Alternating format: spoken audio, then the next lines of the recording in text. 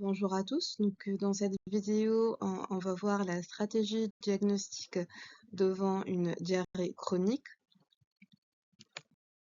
Les objectifs éducationnels sont d'évaluer le retentissement et d'établir une stratégie diagnostique devant une diarrhée chronique.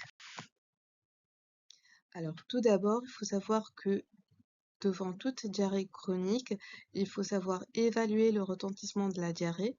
Il faut toujours commencer par évaluer le retentissement sur le patient, que ce soit le retentissement hydroélectrolytique, sur le plan clinique en recherchant des signes de déshydratation, une hypotension.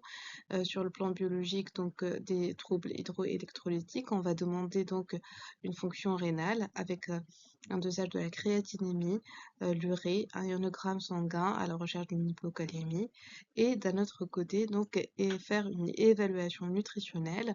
Sur le plan clinique, donc on va prendre le poids avec le BMI, évaluer le pourcentage de perte de poids, faire réaliser donc un bilan nutritionnel complet, notamment avec la numération formule sanguine, l'albuminémie, le dosage de la ferritinémie, le bilan phosphocalcique, etc. Alors, avant d'entamer le bilan étiologique, il faut toujours commencer par traiter une éventuelle urgence thérapeutique. En cas d'anémie sévère non tolérée, on peut transfuser le patient ou indiquer des cures de fer intraveineux. En cas d'hypocalcémie, il faudra calculer la calcémie corrigée, faire un ECG et puis corriger l'hypocalcémie. En cas de dénutrition sévère, il faut débuter une alimentation entérale ou parentérale en fonction du contexte. Et en cas de déshydratation, donc bien sûr, corriger les troubles hydroélectrolytiques. Alors, l'interrogatoire est une étape cruciale, importante dans le diagnostic étiologique qui va donc permettre d'orienter le mécanisme de la diarrhée. Les principales questions à poser concernent les poids suivants, notamment les antécédents personnels, médicaux ou chirurgicaux. Donc, on va demander s'il existe des maladies système, un diabète, un antécédent de maladies inflammatoires chroniques de l'intestin, une chirurgie abdominale, ou bien les antécédents familiaux, notamment de maladies cœliaques, de maladies inflammatoires chroniques de l'intestin, un cancer colorectal. Donc il faut bien sûr demander les habitudes, notamment alimentaires, la consommation d'alcool ou pas. S'il existe des voyages qui ont été réalisés avant le début de la diarrhée, notamment dans des zones d'endémie. S'il existe une prise médicamenteuse concomitante à la diarrhée. Et puis bien sûr faire une enquête alimentaire à la recherche d'un aliment pouvant responsable d'un effet osmotique.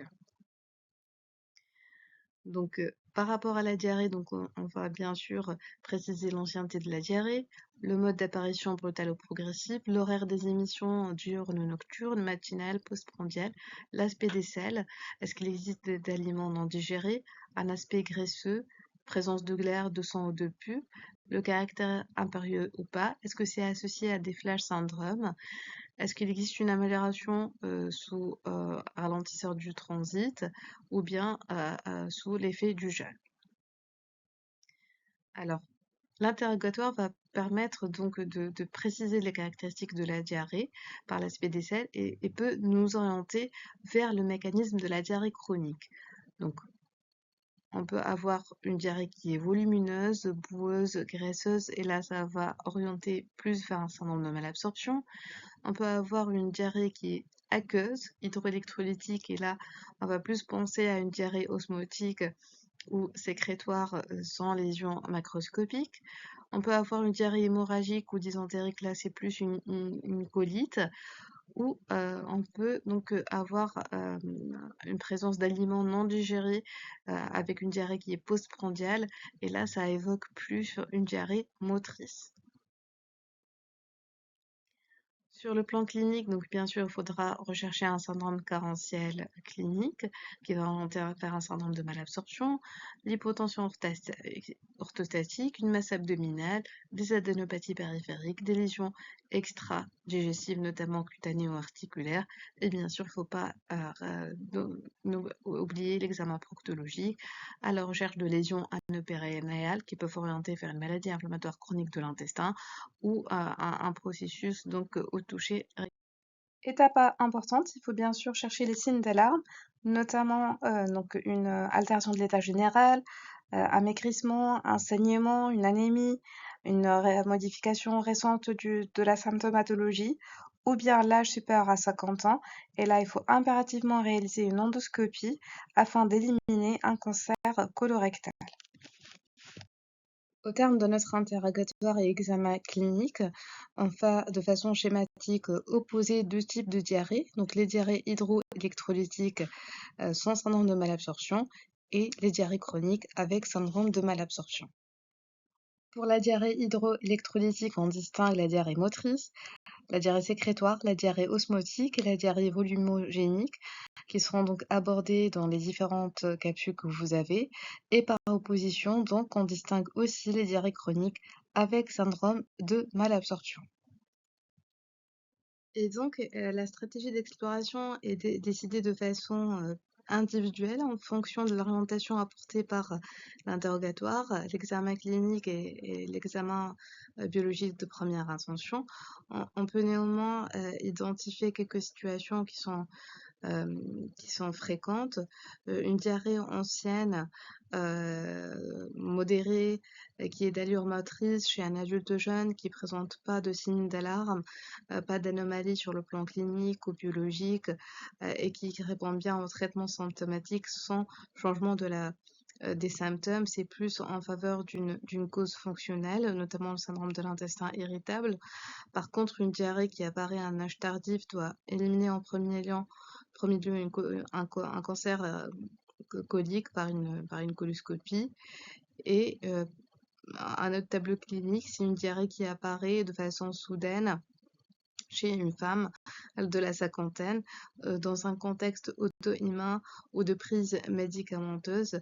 C'est plus en faveur d'une colite microscopique. En cas de malabsorption suspectée sur l'association d'une diarrhée graisseuse avec un syndrome carentiel clinique et/ou biologique, le premier examen à réaliser une endoscopie œsogastro-duodénale avec biopsie duodénale. D'autres examens peuvent être prescrits en fonction du contexte, notamment en cas de suspicion d'une infection pancréatique. On va demander un ASP pour chercher des calcifications qui se projettent sur l'aire pancréatique, un scanner abdominal, une pancréato-IRM, une écho-endoscopie biliopancréatique et le dosage de l'élastase fécale. Donc le tableau clinique évocatoire est généralement l'homme, la cinquantaine, avec une intoxication alcoolotabagique chronique, des douleurs transfixantes, des épigastralgies transfixantes avec des antécédents de pancréatite aiguë. Donc là, le premier diagnostic à évoquer, c'est une pancréatite chronique et on va demander donc les examens qu'on vient de citer pour l'exploration du pancréas. En cas de cholestase, on va demander une échographie abdominale. Et puis, en fonction du contexte, si on suspecte une maladie inflammatoire chronique de l'intestin ou une atteinte du grêle, on va demander une iléocoloscopie, un entéroscan ou une entéro-IRM, l'entéroscopie ou bien la vidéocapsule qui va permettre d'étudier le grêle non accessible en endoscopie. Donc, pour résumer, devant une diarrhée chronique, première étape importante, un interrogatoire minutieux avec un examen clinique attentif. On va bien sûr éliminer un diagnostic différentiel de la diarrhée chronique, qui sont une fausse diarrhée déconstipée. Donc, à l'interrogatoire, on va rechercher une notion de constipation, un syndrome rectal ou une incontinence anale, dont le diagnostic se base sur le toucher rectal. Puis, on va rechercher bien sûr des signes d'alarme, notamment une asthénie, une altération d'état général, un amaigrissement, une hémorragie digestive, notamment présence de rectorragie ou de méléna, la présence d'anémie, une modification récente du transit, ou bien l'âge supérieur à 50 ans. Là, ça va inciter impérativement à éliminer un cancer colorectal par une endoscopie, notamment une coloscopie.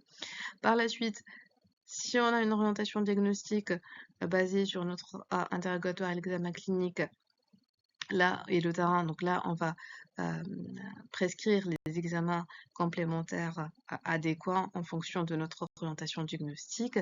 Si par contre on n'a aucune orientation diagnostique, là, on va réaliser les examens de première intention en cas de diarrhée chronique.